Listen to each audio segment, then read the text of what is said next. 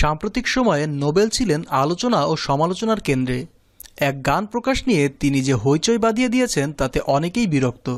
Social মিডিয়ায় একের পর এক বিতর্কিত পোস্ট দিয়ে বিতর্ক তৈরি করেছেন।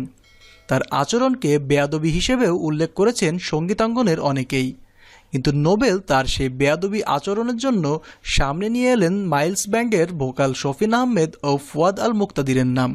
দেখতেছে ব্যাপারটা যে আমি জেমস ভাইয়ের গালাগালি করলাম, জেমস ভাইয়ের উল্টাপাল্টা বললাম, লেজেন্ডদেরকে উল্টাপাল্টা কথা বললাম। আসলে কি তাই?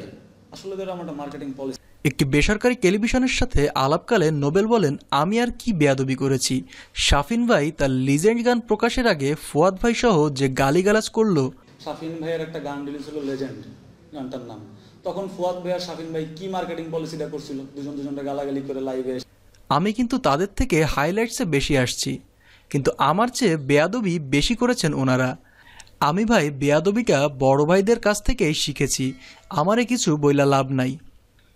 ভারতের একটি বেসরকারি টেলিভিশনের রিয়ালিটি শোতে অংশ নিয়ে আলোচনায় আসেন বাংলাদেশের উঠতি তরুণ সঙ্গীতশিল্পী মাইনুল হাসান নোবেল।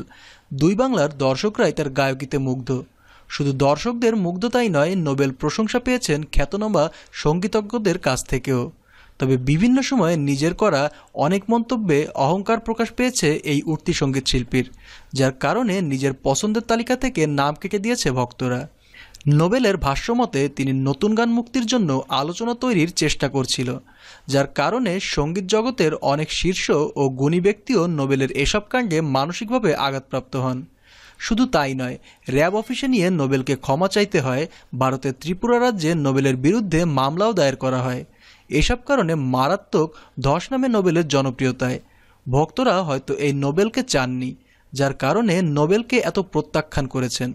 প্রকাশিত গানকে অপছন্দের তালিকায় ফেলেছেন দর্শকেরা। সেলিব্রিটিদের সকল খবরাখবর পেতে আমাদের চ্যানেলটি সাবস্ক্রাইব করুন। ধন্যবাদ।